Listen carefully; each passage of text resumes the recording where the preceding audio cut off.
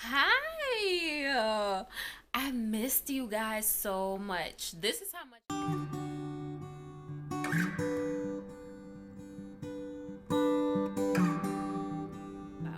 I wanted to make a quick video because it's a question that I get a lot, and I get a lot of emails about it.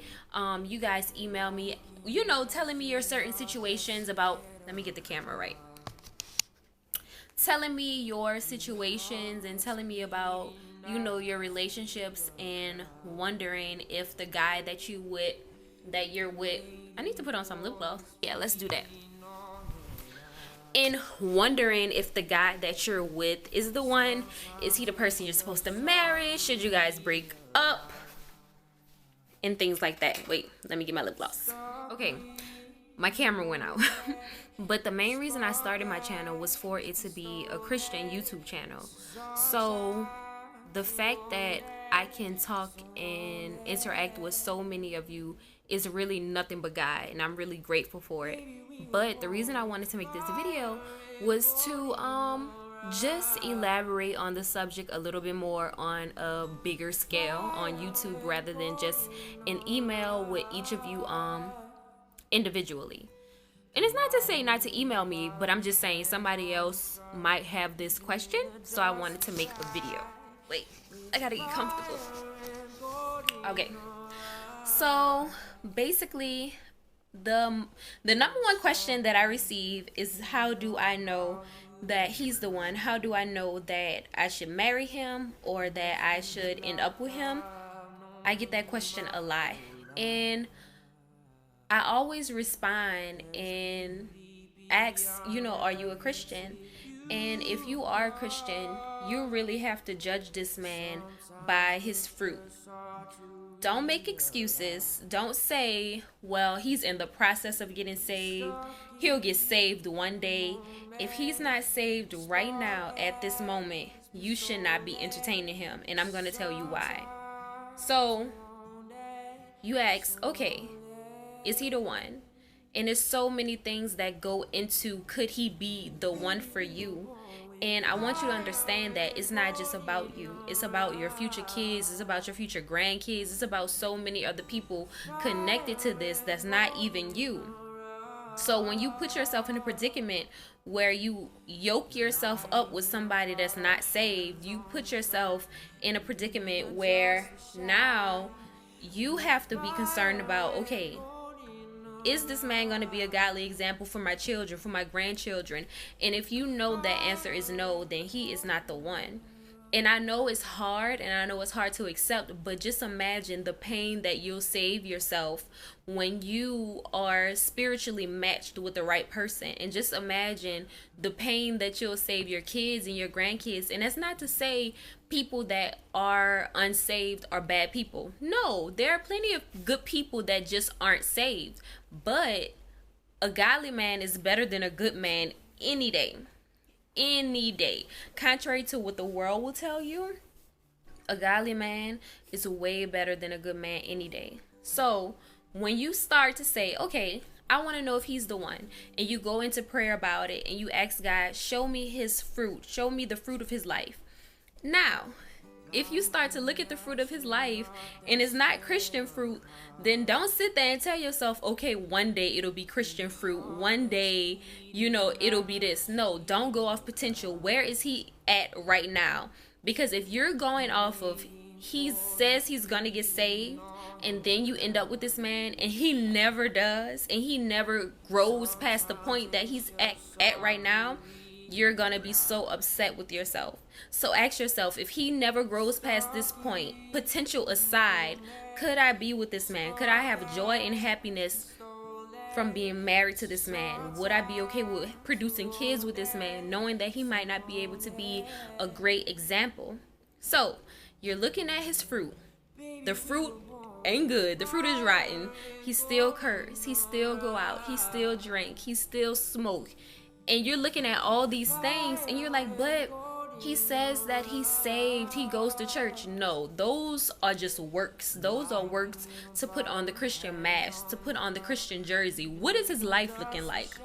What is his prayer life looking like? How often does he open up his Bible? Those are the things that you need to be concerned about, because if he's not getting direction from God in his singleness or in his state of not being married, if you guys are in a relationship, then don't expect him to seek godly affirmation and to seek godly confirmation once you're married. And if he's not seeking God, how can he lead you? Because God is supposed to give us all our directions for our life and for our family. And if it's his responsibility to lead you and he's not even leading his life in his singleness, you can't expect that from him when you guys get married. So you're looking at the fruit. The fruit is rotten. So that's red flag number 1. And there's a parable in the Bible, I believe it's in Matthew, and they're talking about the fig tree. And the fig tree is like the liar tree. From far away, it looks so good and delicious, and then you get up close and there's nothing there.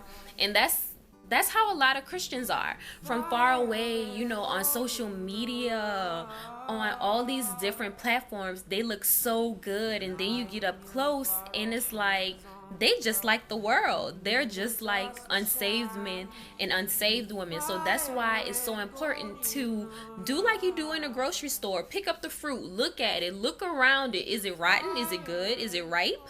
Look at the fruit.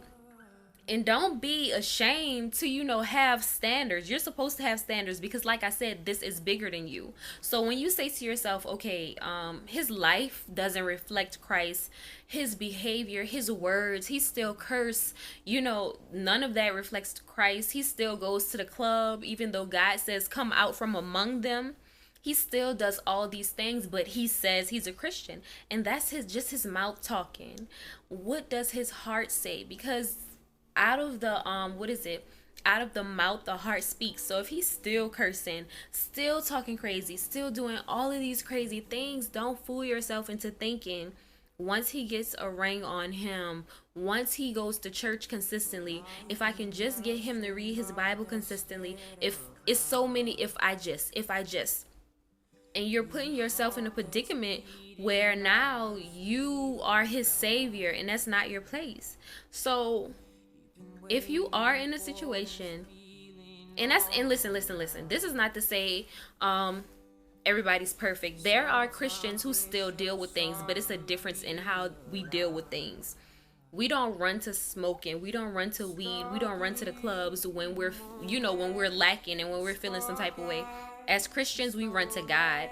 So that's not to say, a godly man is going to be perfect. No, it's just, where does he go when he's in trouble? Does he go to the world or does he go to God? So I'm not saying that a godly man is going to be so perfect, but what I am saying is it is better to be in a relationship with somebody who can get down with you and fight spiritual warfare. You don't want to be in a situation where you constantly have to cover your boyfriend, fiance, husband, wife, girlfriend, cover them and ask them to have an encounter with God, because now you're in a situation where you're yoked up with them and you ignored all of the signs. So if the fruit is rotten, if their life is not showing, if their life is not showing Christ, if they're not living how Christ tells us to live, then no, then he's not the one, then she's not the one. And it might not be it might be that they're not the one right now. Sometimes, I'm not saying wait around for this person to get saved, sometimes that could be the case, but the last thing you want to do is interrupt. How much time do I have? Interrupt somebody's sanctification process. And the sanctification process that we have to go through that process when we get saved, where God purifies us and he cleanses us of all the things that should not be there. And a lot of the times we leave relationships because we're like, okay, we know they're not saved, and then we're looking from afar and it's like, oh, they're reading their Bible, they're changing, they're coming out from among the world, let me go back into their lives. No, don't interrupt their sanctification process. If this is the person that you're supposed to be with, God will hook it back up for you to be with this person. But in the meantime, don't interrupt their process, because a lot of the times we'll go into somebody's life and we'll stunt the growth. Y'all see my dog just crawling up? We'll stunt the growth that God is trying to cultivate. We'll stunt that growth, and you'll be right back at square one. So if you're questioning and you're asking and you want advice on if somebody's the one, you don't have to look any further.